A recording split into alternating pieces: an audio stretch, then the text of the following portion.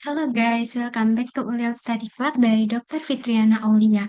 Oke, jadi hari ini kita akan belajar EKG lagi dari website Live in the Fastland. Kita akan belajar tentang Bund-Gaard syndrome. Actually, it's a new term for me as a GP ya, new GP yang sedang menunggu e-sheet.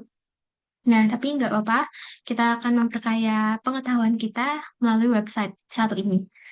Oke,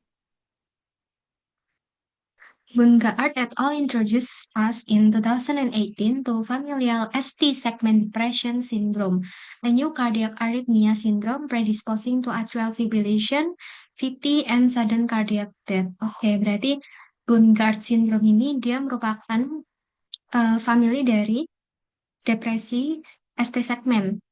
Nah, dia merupakan sindrom, aritmia sindrom yang nantinya itu tuh bisa memicu timbulnya si atrial fibrillation, VT, sama sudden cardiac death.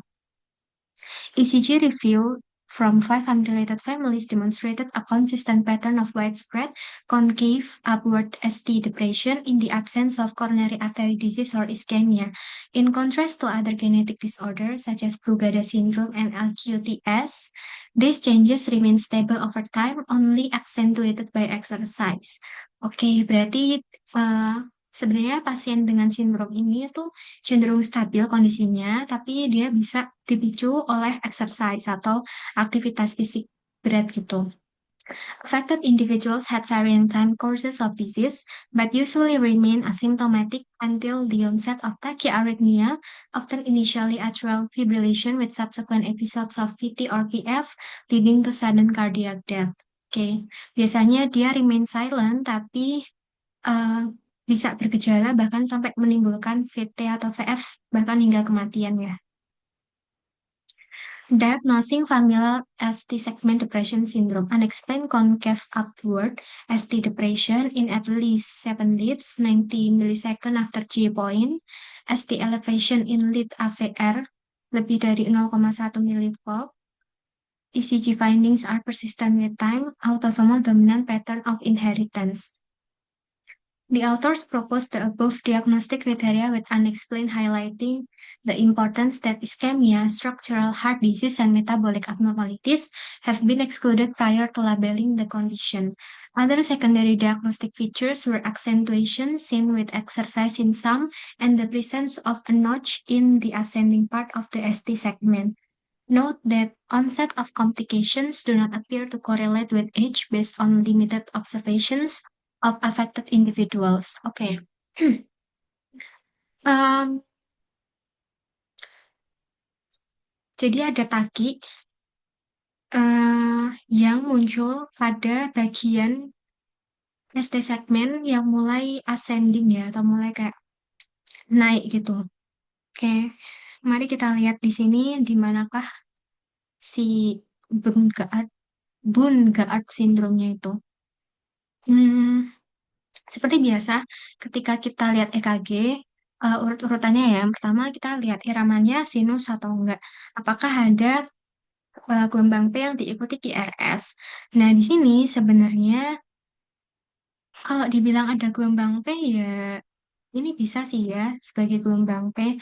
Cuma di beberapa lead itu aku sih ngelihatnya gelombang P-nya itu nih ya, misalkan ini P kecil, ini ada P kecil. Cuma di beberapa lead kita bisa lihat bahwasannya gelombang P-nya itu ya ini ada sih. Gelombang P-nya itu agak kayak nggak terlalu kelihatan, misalkan di sini. Walaupun ini ya tetap kelihatan ya, walaupun ada kesan kayak fibrillated-nya. Oke, kemudian kita lihat kompleks PR segmennya ya. Kita hitung apakah dia normal ataukah dia memanjang. Kalau ini sih, kalau dihitung ya masih oke lah ya, 5 kotak kecil sekitar segitu. Yang ini juga 5 kotak kecil. Kemudian kita lihat untuk kompleks QRS-nya. Di sini typically dia QRS-nya adalah yang sempit. Lalu kita lihat juga ada nggak gelombang tambahan seperti gelombang Q patologis. Di sini nggak ada. Kemudian kita lihat juga air progression-nya. Di sini kan kita bisa lihat eh, S di V1 itu kan dia dalam. Makin ke bawah, makin ke lead atas-atas, V2, V3, V4, V5, V6, S-nya itu makin pendek. Nah, Kemudian kita lihat gelombang R-nya. R di V1 normalnya dia kan nggak terlalu kelihatan. Nah, makin ke atas, makin ke lead V2, V3, V4, V5, V6, dia R-nya akan semakin tinggi. Nah, ini berarti R wave progression-nya good ya. Kemudian kita lihat jarak R ke R-nya, apakah dia reguler atau irregular. Ini ada sekitar 1, 2, 3, 4, 5, 5 kotak kecil lah ya. 1, 2, 3, 4, 5. Oke, dia reguler ya R ke R-nya. Kemudian kita juga bisa hitung sih untuk iramanya ini berapa beat per menit. Caranya adalah Em, di sini aku mau pakai 300 dibagi jumlah kotak besarnya aja. 300 dibagi 5 ya tadi, berarti di sekitar 60-an bit per menit. Kemudian kita lihat juga untuk segmen ST-nya. Nah, di sini di lead V1, dia ST segmennya itu sebenarnya kalau dilihat dari J point-nya ya, dia kayak gini ya, kayak membentuk depres tapi dia ada kayak naiknya dulu gitu. Jadi mungkin ini yang disebut notchingnya ya, notching pada bagian ascending part of the ST segment itu. Diikuti dengan tampakan kayak depresnya gitu. Oke, kita lihat di lead 2, apakah dia punya hal yang sama. Kalau lead 2 ini, dia memang ada kayak notch-nya gitu. Nih, kalau dilihat kan ada kayak puncak kecilnya ya. Sebelum segmen ST-nya itu ascending gitu. Nah, ini kan segmen ST-nya ascending. Tapi sebelum itu, kita lihat dia ada kayak notch kecilnya gitu. Ini notch kecilnya sebelum segmen ascending-nya. Nah, ini juga sama, ini ada notes kecilnya. Kemudian di V3 pun juga sama, ini ada taki kecilnya sebelum adanya eh, ST segmen ascending part. Tapi tetap bentukannya itu dia descending ya. Descendingnya itu kan dilihat dari J point-nya. Ini J point, ini dia descending.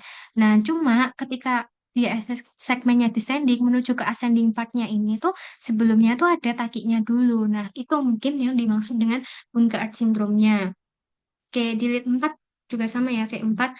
V5 ini juga sama, ada kayak notch atau kaki kecil sebelum ascending part-nya.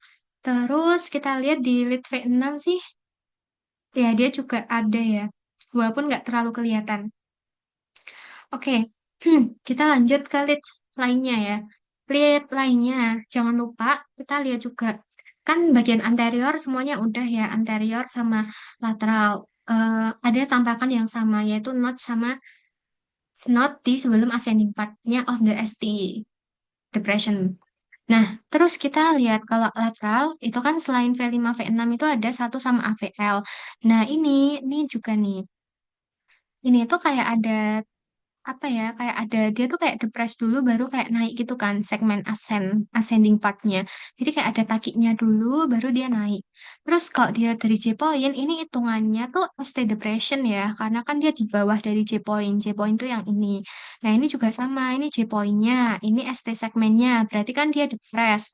Nah, sebelum bagian ascending partnya itu tuh ada kayak kaki kecilnya. Nah, ini juga sama nih, ini J point, ini ST segmennya depres. Sebelum bagian ascending part, dia ada si takinya. Nah, ini juga sama.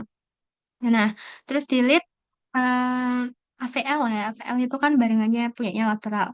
Nah, ini juga em, udah sedikit taki, walaupun takinya nggak terlalu kelihatan, cuma khasnya itu dia akan membentuk gambaran kayak gini ya. Oke, kemudian lead 2 tadi kan udah ya. 2 itu jodohnya sama 3 dan AVF. Nah, lead 3 ini tuh sebenarnya nggak terlalu kelihatan state depression ya, karena kan dia ya J point-nya mirip-mirip aja. Nah, terus habis itu di AVF. Kita lihat di bagian AVF itu agak bawah sini. Oke, di bagian AVF ini sebenarnya dia udah sedikit depres ya dari J point-nya. J point-nya kan ini. Nah, cuma kakinya udah kecil nih, walaupun nggak terlalu setampak di lead lainnya ya. Oke, kita lihat sekarang di apa lead yang belum kita cari itu lead eh, AVR ya, AVR. Kalau AVR sih ya dia nggak terlalu kelihatan ST depres ya, karena ya kalau dilihat nih dia J point-nya masih sama sih. Cuma tampakannya dia uniknya kayak gini. Nah, oke. Jadi itulah kira-kira yang disebut dengan Bunkard syndrome. Yang mana ketika kita nemu Bunkard syndrome ini, kita harus waspada karena kemungkinan nanti akan bisa memicu atau progresif menjadi AF atau VT dan VF. Oke, concave upward ST segment depression inlet 12 AVL, AVF, V2 sampai V6, ST segment elevation inlet AVR. Oke, tadi AVR ini hitungannya dia elevasi ya, yang lainnya itu depresi. Concave, nah bentuknya memang ada cekungan, itulah si Bundgaard itu, concave upward ST segment, terus di AVR atau ada ST elevasinya. A notch is visible in the ascending part of the ST segment of the precordial leads, most prominent in leads V3, V4. Nih, yang tadi udah digarisin ya, digundar-gundarin tadi. Oke, ini kan ada beberapa ya bentukannya di lead 1 AVR sama V3. Clinical significance, doesn't that look familiar? The pattern of diffuse ST depression with coexistent ST elevation in lead AVR would be familiar to many of us. In the acute phase, acute chest pain presentation, it raises concern for LMCA insufficiency, causing severe ischemia. Ya, kayak kemarin yang udah dibilang kan, kalau misalkan ada ST depresi diffuse di hampir semua lead dan kita nemu adanya ST elevasi di lead AVR, kita harus curiga bahwa ada kemungkinan ada sumbatan di left main coronary artery atau di bagian proximal part of the left ascending uh, LAD. LAD itu apa? Left anterior descending dari si arteri koronarianya gitu.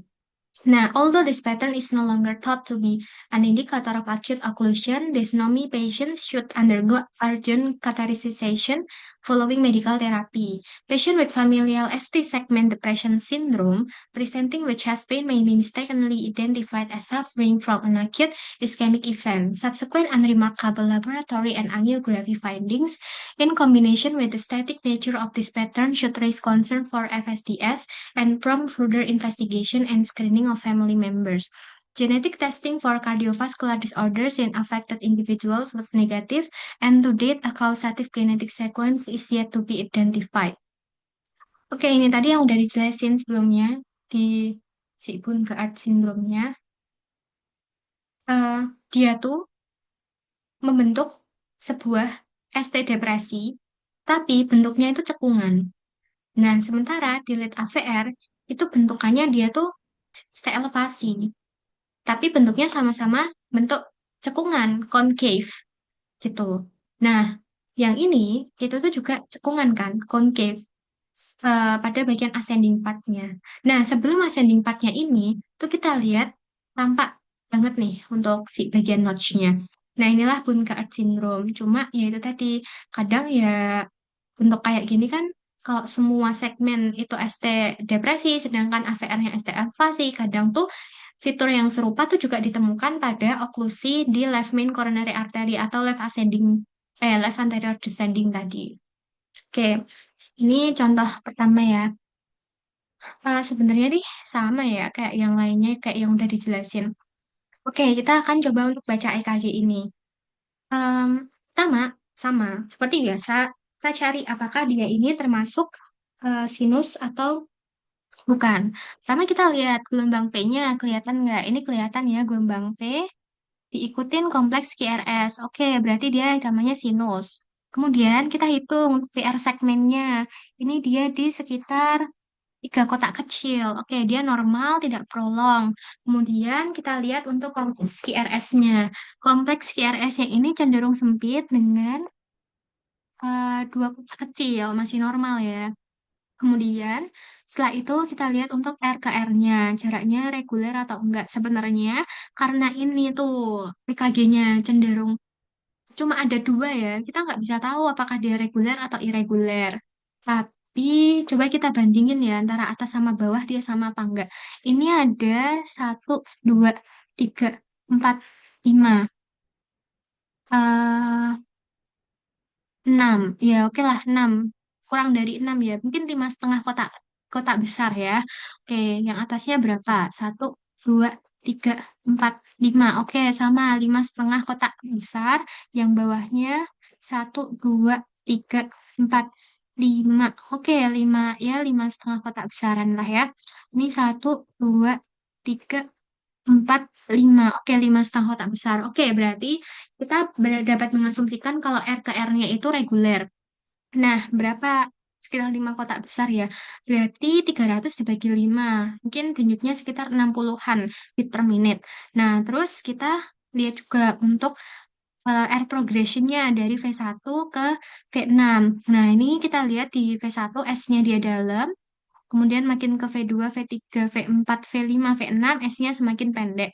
Kemudian kita lihat untuk bagian R-nya. Nah, untuk R-nya dia kecil, kemudian makin ke atas, lead V2, V3, V4, V5, V6, dia semakin tinggi. Oke, berarti ini progresi dari gelombang R-nya itu was in a good condition ya. Terus habis itu kita lihat juga untuk um, apanya ya, ST segmennya ya sekarang.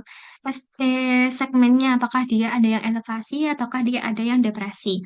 Oke, kita bisa lihat dari lead yang prekordial dulu kali ya. Kalau di sini, lead prekordial yang ini kan J point-nya itu di sekitaran ya, di sinilah ya. J point-nya di sini, ini di sini, ini ada sedikit ST elevasi ya malahan. Sedikit ST elevasi. Nah, untuk di lead V2, ini J point-nya, ini slightly depressed, kayak cuma satu kotak kecil aja, tapi ya tetap kelihatan ya dia hitungannya kayak ST depresi walaupun kayak nggak terlalu signifikan juga. Nah, ini masih belum ada kelihatan notch-nya sih yang di V2 ini. Oke, yang di V3 kita bisa lihat nih, ini benar-benar udah kelihatan banget kalau dia adalah ST Depres. Terus, walaupun belum terlalu kelihatan, ini sebenarnya udah mulai muncul ada notch atau ada takinya. Nah, ini kan J point-nya. Ini untuk yang ST segmennya, terus ini adalah takinya. Nah, ini juga sama ya. Ini J point-nya, ini ST segmen depression-nya, dan ini takinya. Yang ini juga sama. Ini J point-nya, ini ST depresi, ini adalah takinya. Ini juga sama, ini J point, ST depresi, dan juga taki. Ini J point, ST depresi, dan juga taki. Oke, di V6 ini dia bentuk cekungan depresinya itu dia concave, upward concave. Jadi upward concave itu maksudnya adalah eh, cembung atau cekung ya, lebih ke cekung ya. Cekung tapi cekungannya itu tuh menghadap ke atas gitu. Nah, itu maksud dari upward concave.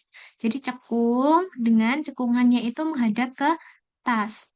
Oke, kemudian V5, V6 itu kan lead lateral. Nah, temennya itu adalah di lead 1 dan AVL. Kita lihat nih, lead lateral lainnya. Oke, dia ada ST depresi dan kelihatan sedikit nih untuk bagian takinya. Terus AVL, kita lihat. Ini juga ST depresi. Kelihatan takinya juga sih. Ini sedikit di sini. Oke, terus lead inferior 23 AVF. Nah, ini juga sama ya, menunjukkan adanya ST depresi dengan takinya terlihat. Di tiga sih dia nggak terlalu kelihatan ya, dia masih kelihatan dia setara lah dengan J point. Kemudian AVF kita lihat dia slightly depressed juga dengan sedikit takinya. Oke, kemudian AVR kita lihat bahwa di AVR ini dia ada ST elevasi dengan taki juga nih. Nah, inilah yang disebut Bungard syndrome tadi. Oke, selain itu sebenarnya kalau kita mau lanjutin, kita tuh bisa lihat juga untuk bagian QT prolongation. Jadi dari gelombang Q sampai T itu bisa dihitung apakah dia memanjang atau enggak. Nanti bisa mengindikasikan ada hipokalsemia kah atau hiperkalsemia. Terus selain itu kita bisa lihat untuk fitur gelombang T-nya, apakah dia ada titol atau enggak. Titol itu didefinisikan sebagai tinggi gelombang T kalau dilihat prekordial itu lebih dari 10 kotak kecil. Kalau di lead ekstremitas itu berarti lebih dari 5 kotak kecil. Nah, kalau di EKG ini dia apa namanya? Gelombang T-nya itu masih normal ya, tingginya gitu. Oke, jadi itu untuk temuan kita di contoh pertama. Kita lanjut ke contoh yang kedua ya. Nah, di contoh yang kedua ini Kita coba baca EKG-nya. Pertama, kita cari apakah gelombang P-nya itu ikutin dengan kompleks QRS. Nah, sebenarnya di sini itu kalau aku lihat gelombang P-nya itu agak sulit untuk diidentifikasi ya. Nah, ini di mana ya? Gelombang P-nya agak sulit kan untuk dilihat. Nah, kini mungkin dia udah mulai slightly fall into the fibrillate, gimana nih? Nggak bisa. Fibrillation type of arrhythmia gitu. Nih, kayak nggak kelihatan gitu kan. Loh, kok nggak bisa ya? Bentar ya.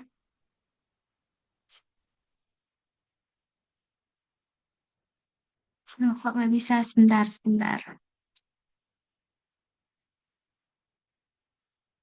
Kok annotate-nya nggak bisa ya? Aku stop share dulu ya.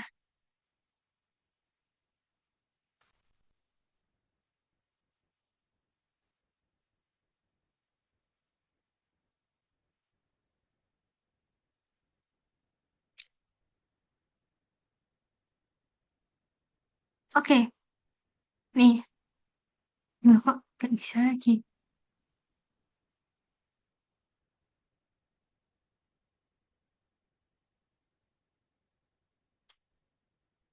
Oke, nih. Ini tuh gelombang P-nya udah nggak kelihatan, guys. Ini udah masuk fibrillatory wave sih, menurutku ya. Agak sulit untuk dinilai. Yang kedua, kita lihat apakah dia diikuti QRS. Kalau QRS-nya sih kelihatan ya, dan dia QRS-nya itu cenderung sempit. Kemudian ini untuk QRS-nya, duh kok nggak bisa kenapa ya?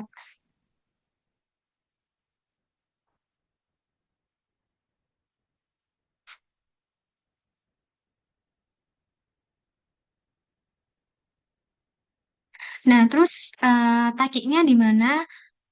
Takinya. Kita lanjut ukur ini ya untuk gelombang QRS-nya. Oke, QRS-nya sih masih normal ya di sekitar dua kotak kecilan ya, ya ini. Terus kita lihat juga jarak R ke R-nya. Ini ada satu, dua, tiga, empat. Empat ya, empat kotak. Satu, dua, tiga, empat. Oke, sama ya. Dia sekitar 4 kotak itu berarti 300 bagi 4, sekitar 75 bit per menit. Nah, terus dia reguler ya. Soalnya, ya sebenarnya nggak tahu sih ya ke gelombang selanjutnya, karena ini cuma ada dua gelombang. Cuma tuh dia sama di semua lid, sama-sama 4 kotak besar. Jadi aku mengasumsikan kalau dia gelombangnya itu reguler. Oke, terus setelah itu kita lihat juga untuk em, air wave progression-nya. Di lead V1 dia gelombang S-nya ya dari dalam lebih dalam, ini nggak terlalu dalam. Sebenarnya gelombang S-nya nggak terlalu bagus ya. Gelombang R-nya pun juga ini di lead V2 ini anomali karena dia kayak lebih tinggi daripada lead V3 dan V4 gitu. Jadi menurutku ini air wave progression-nya sedikit poor. Terus setelah itu kita lihat juga untuk gelombang stay segmennya. Nah, kita lihat dari lead V1 dulu ya. Di sini stay segmennya itu ya kalau dibilang depres, belum depres juga. Nah, kalau di lead V2 ini lebih kelihatan nih. Ini kan J point-nya. Ini ST segmennya. Nah, ini kelihatan depres ya. Terus dia belum terlalu kelihatan takinya sih. Walaupun ini ya sedikit agak sedikit mirip taki tapi belum terlalu kelihatan. Nah, di lead V3 ini juga ST depression. Untuk takinya ini udah mulai kelihatan sedikit nih jendolannya ini di sini. Nah, ini lead V4 juga ST depression. Ini takinya ya kelihatan sedikit ya. Yang ini nih kelihatan nih. Nah, ini takinya. Nah, lead V5 ini concave upward banget nih. Kelihatan nih, concave upward. ST depression segment. V6 juga sama. Nah, kita lihat jodohnya lateral kan satu AVF. Nah, ini ST segmennya dia depression. Terus di sini ada notch-nya. Sama di bagian lead VL. Ini ST depression ya. Terus ini ada ya nggak terlalu kelihatan notch-nya sih tapi. Kemudian kita lihat untuk yang lead inferior di 2, 3, sama di AVF. Nah, ini ada ST segmen dengan bentukan concave upward di 2, 3, dan juga di AVF. Kemudian kita lihat delete AVR. Nah, ini konsisten ya, dia ada bentukan dari si gelombang ST elevation, ST elevation-nya. Oke, jadi ini si Bundgaard syndrome tadi. Terus untuk gelombang T-nya sih ya dia normal ya. Tapi justru ya sebenarnya gelombang T-nya di sini pun juga nggak terlalu kelihatan ya. Bahkan ini kayak cenderung isoelektris. Nah, kalau ada gelombang T isoelektris pun itu sebenarnya ya nggak bisa dibilang normal juga ya. Oke, jadi itu untuk analisisnya. Kita masuk ke contoh nomor 3. Ya, ini ada berapa contoh ya? 3. Oke, contoh terakhir guys untuk Bundgaard syndrome ini. Nah, yang pertama kita evaluasi untuk eh, iramanya. Apakah ada P diikuti QRS? Oke, ini di lead V1 ini ya ada P.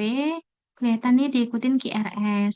Oke, di lead 2 ya adalah ini untuk P-nya ya. Ini QRS-nya. Lead 3 juga ada.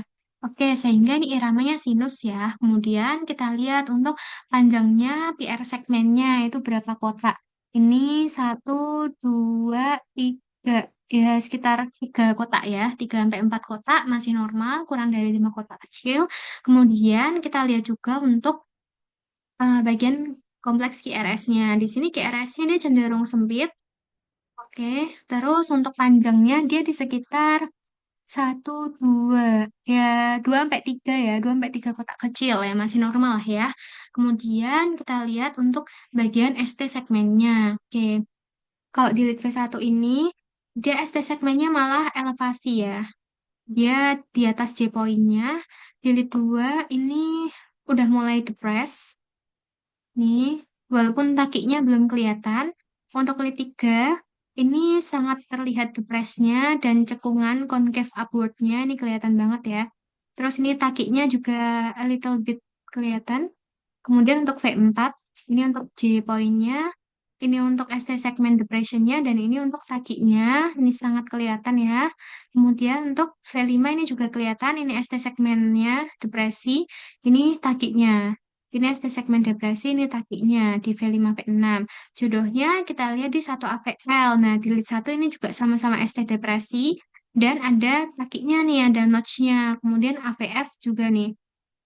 Ini ada ST segmen depresi dan ini ada takinya. Kemudian di lead inferior, ini untuk ST segmen depression dan ini takinya. Lead 2 ada, lead 3 juga ada ST depresi. Ini ada takinya juga dan di lead AVF. Nih, AVF. Oh, AVL tadi ya. AVL. AVL nggak terlalu ini sih ya. Nggak terlalu kelihatan ST depresi. Tapi ya dia udah sedikit kelihatan sih. Terus di lead AVR kita lihat bahwa dia konsisten dengan contoh dua contoh di atas tadi ya. Bahwa ini ada ST elevasinya. Oke, jadi begitulah untuk fitur dari si Bundgaard syndrome tadi. Oke, ini untuk apa nih? Oh, ini untuk referensinya ya, guys. Oke, sekian untuk pembahasan dan belajar barengnya tentang Bundgaard syndrome. Semoga bermanfaat. Terima kasih.